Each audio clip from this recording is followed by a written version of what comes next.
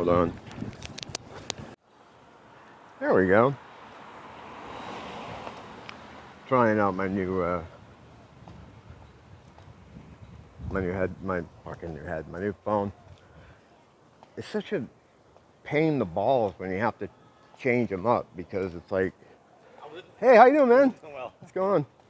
Yeah, the when you get a new one, first of all you're down a day, right? Like it's over for a fucking day, and then there's like all this sort of shit where you have to know a password to everything you're doing. And years ago, I decided the smartest thing to do was to, Jesus, I'm sorry. Okay, we'll hold this straight. There we go. Years ago, I decided the smartest thing to do is to have the same password for everything you're doing. You know what I mean? Because why not? It seems to make the most sense. So, I like when I'm telling people to stay away from me. So I always had the same password in everything I was doing. Email, social media accounts, all that stuff. Same password. The password thing is bullshit anyway. Like if someone wants your shit, they're gonna get your shit. And I mean, it doesn't protect you from anything as far as the government goes or police or anything. They can get your shit anyway. And for myself, it's like, I mean, I hate to say that, like, oh, I have nothing to hide, but I really don't. Like, I don't have anything of interest to anyone, so I don't think I'd ever be targeted. So I'm always very lax with my my passwords, and I would use the same one all the time. So today I got this new phone because my phone died this morning. I bought it in 2017. Forgot how old it was. So that's like a lot of time. That's 5 years. And I think they have like a 5-year limit where the shit conks out after 5 years. And I think that's the case of what happened here. I mean, it wasn't getting bad. It didn't feel like it was gonna just conk out or anything. Everything was working fine. It looked like Mad Max, but it worked fine. Last night we had like this weird, it was a rainstorm first, but then after that, like this really cold front moved in, or the pressure, like what I was talking about the other day with the portal thing. But it got super cold, and I don't know, I think that might have killed it. I have no idea what the hell happened. But my wife brought it over to the T-Mobile place. Am I on T-Mobile or Verizon? I don't know, who the fuck knows. She brought it there, and they were like laughing at how bad it was. So it must have been really fucked up on the inside. And it was so bad that they couldn't take my SIM card out and transfer it into this new one. Which, no big deal, because I have the Google passwords, I'm thinking, right? So there's no problem here. Well, for whatever reason, I don't know what it is, but my password, you got this light, you fucking idiot. Sorry. Yeah, so, for whatever reason, it's telling me that my password isn't the correct one. And I know it's the same one. So the problem there is once you don't have that, they want to call your phone. The other phone, the old phone. But my phone is so fucked up, it's dead. Like I can't get text messages there. Like their idea is, well, we'll just send a text message to your other phone. And I can't do that because the phone's dead. So because of that, I'm locked out of my YouTube channel. I'm locked out of all the social media accounts. I'm locked out of my email, everything. So I'm thinking, like, that's really fucking dangerous. Like not for me, but for people that, put a lot of work into their social medias or their YouTube channels or something that you could get just locked out of them that easily. Because sometimes when you're getting a new phone, you're getting a new phone not because, you know, the advertisement sold you to, but because you need a new one. Like in my case, where it just died. You know, so it's like, what if you don't have it? You know, I didn't have it. So what do? You know what I mean? You know what I mean? So yes, I'm kind of fucked. So I don't know if I'll be able to get into my YouTube channel. So this might be the first video for a new channel. And it's basically just me bitching about first world problems. So yeah, this is fucking, it's a great channel. Worth your time. I did want to talk about something the other day that just came to my mind, and I always mean to mention it. But it's when you're, and there's a lot of this going on these days, is when you're arguing, people just seem to constantly just want to fight now. I mean, it's like, if you use any kind of social media, you know, it's like people looking to fight all the time. Now, I have my theories as to why, but I got to get a little bit more time before I go into them. Because when I'm right, I like to be really right, not just kind of right. So the thing to notice is, if you're arguing in good faith or from a point of truth, you will get your toolbox, your verbal toolbox will expand. And what I mean by that is you'll be able to argue better, you'll be more articulate, your vocabulary will expand, you'll be able to get your point across better. And it happens in my life all the time. And I see it happen in other arguments. Like a perfect example is the face muzzle, face diaper. I've gotten in a lot of scraps with people here about that. You know, usually the older people are real aggressive, but I usually try to put it on when older people are around, because I know, you know, they're scared. They're never going to understand what the fuck's going on. You know, they got one foot in the grave. So like, they're super paranoid. So when I'm around them, I always try to wear one, you know, or pull one on. I keep one on my chin all the time anyway. I'm not looking to fight people about it. But here in Hawaii, it's very popular. Like, everybody's still like it was week one. I mean, as you can probably see with the videos I do, you walk around, like even right now, like everybody's wearing them. I keep mine around my chin because I go in stores a lot. And when I go in stores, I don't want to have to be going through my pockets like an idiot looking for it. So it's much easier to just keep it nearby. But occasionally I do get static from someone for not having it, you know, all the way up. And that's, even if I'm like drinking or smoking or something. A thing that happens to me is I'll be in the elevator at home a lot, and someone will get in and they'll have a problem with the placement of it. They want to pull it out. And no one's ever real cool about it. It's always like they try to not be funny, but they're smart. Like, for example, like one of the guys, like the first time this happened to me, the guy and his wife, I was on the phone with, I think my sister. I was on the phone with my family members, and I was talking to them about something. Forget what it was, but it was kind of, you know, I was having a phone call there. And I get on, and there's this guy with this, I mean, maybe his hair is naturally like that, but it was beautiful, tight, curved elf fro with a couple kids. And I'm on the phone trying to talk, you know. And so I have the thing pulled down, you know, so I can talk on the phone. And he's like, "Hi, excuse me, could you pull that up, please?" like just like that. And I ignore him.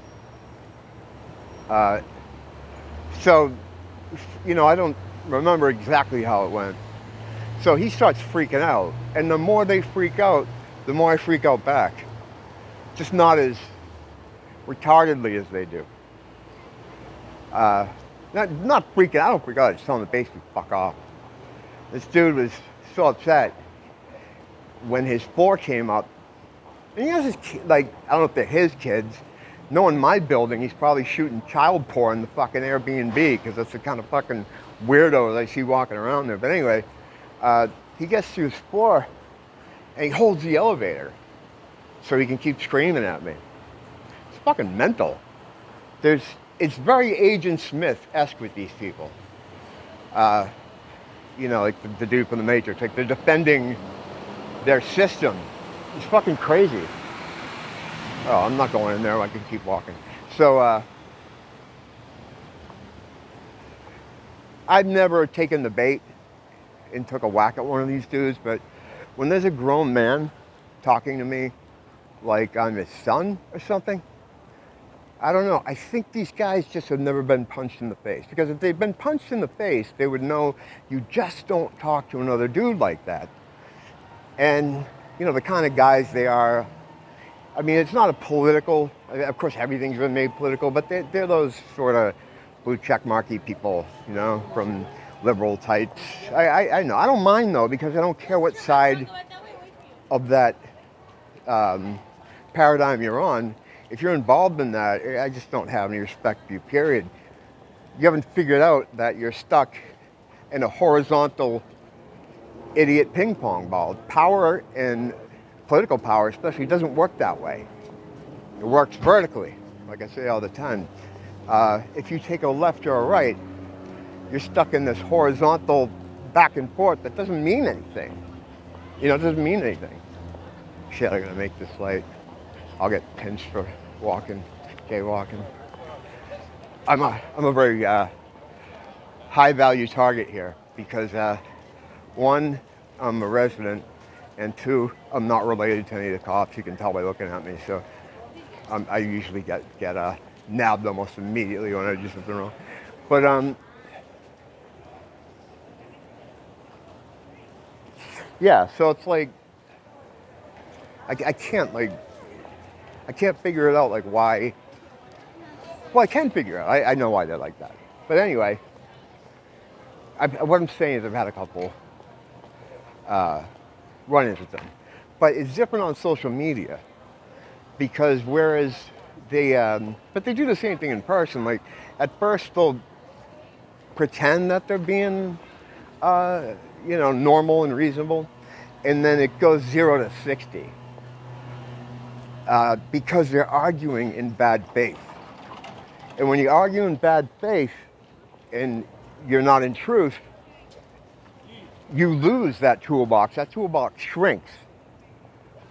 The toolbox you gain when you're arguing in good faith, like for instance, like what'll happen with them, if you're arguing a bad concept or in bad faith or untrue, and your toolbox shrinks, within minutes, you turn to ad hominem. Well, fuck you. Well, fuck you. Fucking asshole. Trump support. Like, Trump support. That's always one.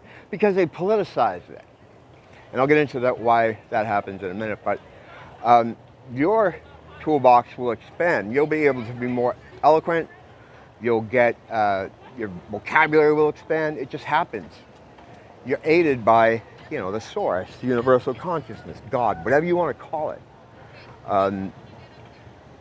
It aids you. And conversely, if you're coming from a bad angle,